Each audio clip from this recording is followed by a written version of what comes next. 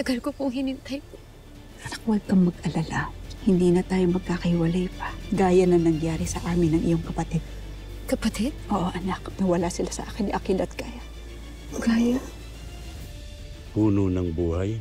Ang puno na kaya magpanumbalik ng aking laman at hininga. Ngunit ito ay patay na pala. Wala na yata talaga akong pag-asa upang muling mabuhay pa. Kamatayan! Ah! Itigil mo ito, Elena! Cassiopeia! Bigyan ninyo ng pagkakataon si Mitena para mapatunayan ang kanyang sarili. Hayaan ninyo siyang maging kahalili ko upang gabayan kayong lahat dito sa Encantadia. May nakilala po ako sa gubat. Isang Ivtre. Para po bang kilala niya ako? At kilala din po niya kayo, Nay. Nasaan siya? Ibig kong pumaroon upang makatiyak kung siya nga bang iyong kapatid.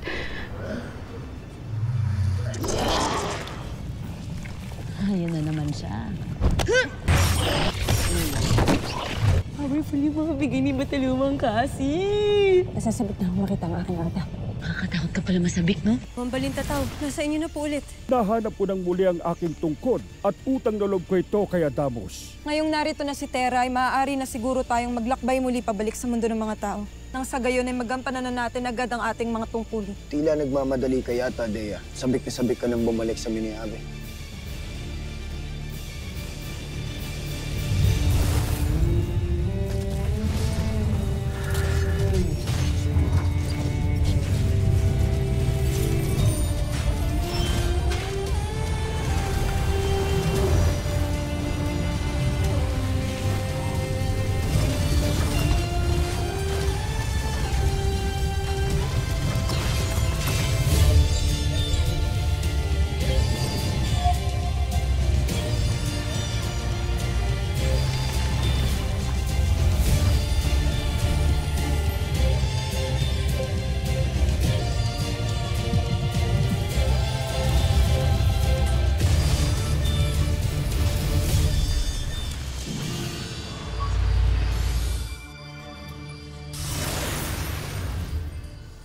Sheda, hindi ito ang tamang panahon upang mag-away kayong dalawa.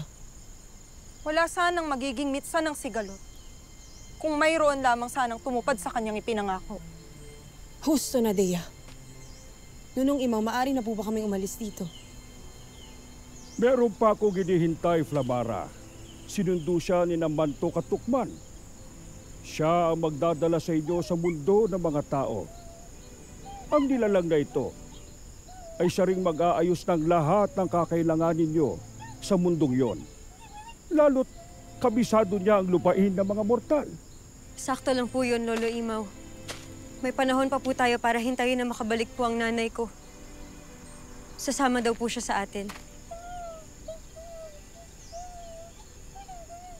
Bago po ang lahat, kailangan ko po sana munang makausap si Flamara pati po si Adamus.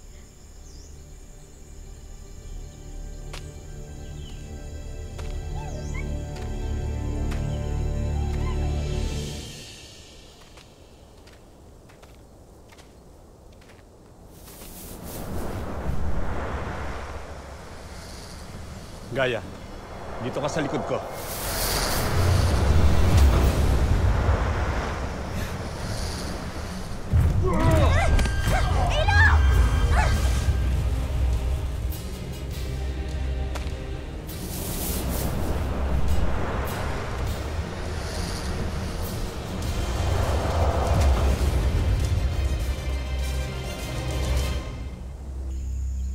Pwede ba akong magtanong sa inyo?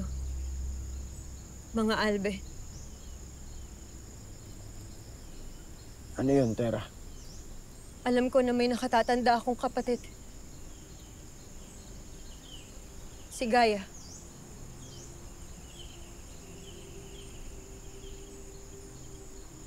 Ang nanay Danaya ko mismo ang nagsabi sa akin ng totoo. Ang gusto kong itanong sa inyong dalawa, bakit nung panahon na tinanong ko sa inyo, kung kilala ninyo si Gaya, dahil nakita ko siya isang Ivtre sa kakahuyan, ang sinabi niyo sa akin na hindi niyo siya kilala, na para bang wala kayong alam. Sinadya niyo ba na ilihim sa akin to? Bakit hindi ninyo sinasagot sa Terra? Aminin na ninyo ang katotohanan sapagkat narinig ko ang usapan ninyo tungkol kay Gaia. Iwan niyo ako!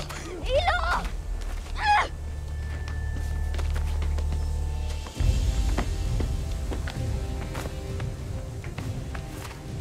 Bitawan niyo siya.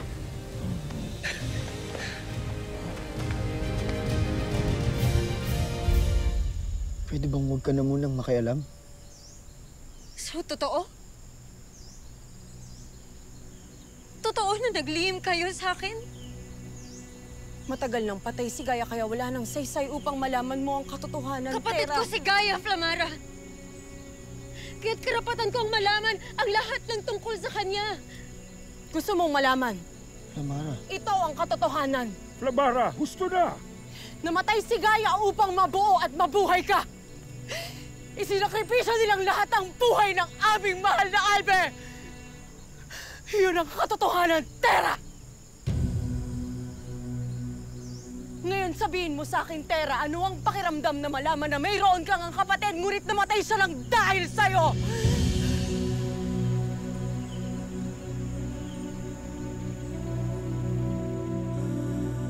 Gusto na! Hindi makakabuti kung ngayon pa kayo magkakaroon ng sigalot. Kaya itigil niyo na ang pagbibitaw ng masasakit na salita sa isa't isa. Tuluimaw, totoo po ba? Totoo po ba? Si Gaia po, kapatid ko. Sinakripisyo po siya dahil sa akin. Namatay po siya dahil sa akin. Tera, matagal nang nangyari ito. Kaya huwag mo nang abalahin pa ang iyong sarili sa mga Kung hindi ganyang kayo tanong. magsasabi ng totoo sa akin, hahanap ako ng ibang paraan para makuha ang katotohanan na kailangan ko.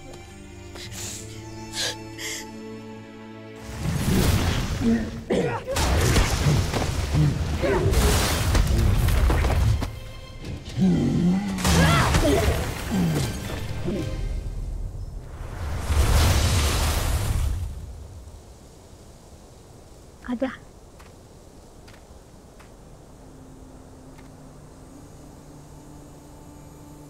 Nakikilala niyo na ba ako? O tuluyang kinalimutan mo na ako? Hindi kita maaaring makalimutan. Aking anak. Kaya...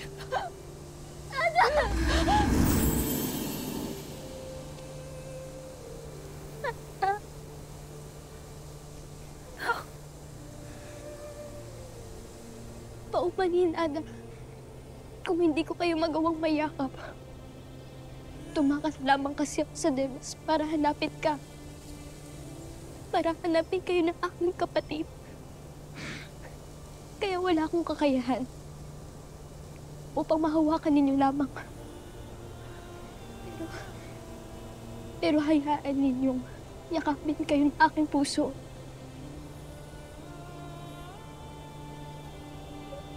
Ikaw na naiwan.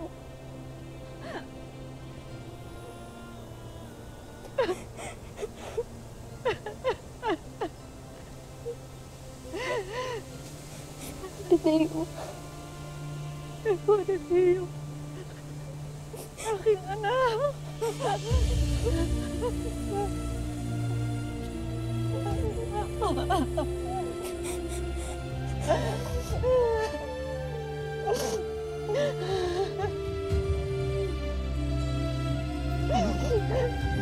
Aking anak. Danaya, aking anak.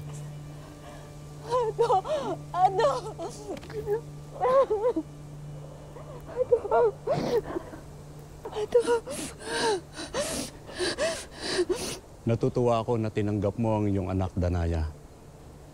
Naisalaysay na sa akin ni Gaia ang una ninyong pag-aharap. Pero hindi mo raw siya kinilala. Itinaboy mo pa raw siya. Marahil nasa ilalim pa ako ng kapangyarihan ni Mitena nung panahon na yun. Ngunit anak, hindi ko kagustuhan yun. Patawarin mo ako, anak. Hindi ko kagustuhan yun. Binura lamang ni Mitena ang aking mga alaala. Yun marahil ang panahon na nagkita tayong dalawa. Patawarin mo ako, aking anak. Kaya pala hindi mo ko nakilala. Buong akala ko ay baliwala na rin ako sa'yo. Gaya ng lahat dito sa Encantadia. Anak, at hindi maaari yun. Hindi maaaring mangyari yun, anak. Bakit mo naman nasabi yan? Hindi mo masisisi si Gaia kung mawalan siya ng tiwala sa mga taga rito. Lalo't natuklasan niya sa Debas na nakatakda na pala silang mamatay ni Akil noon. Pero isinugo pa rin kayo ni Cassiopeia sa mundo ng mga tao. Sa halip na ipaalam sa iyo ang totoo, na kailangan nilang mamatay para makilala mo ang ama ni Terra, para maipanganak mo ang iyong bunsong anak. Alam ito ni Cassiopeia. Alam nilang lahat, Adam. Batid nilang lahat. Kaya sinadya nila mamatay kami ni Ado para maisilang mo ang aking kapatid.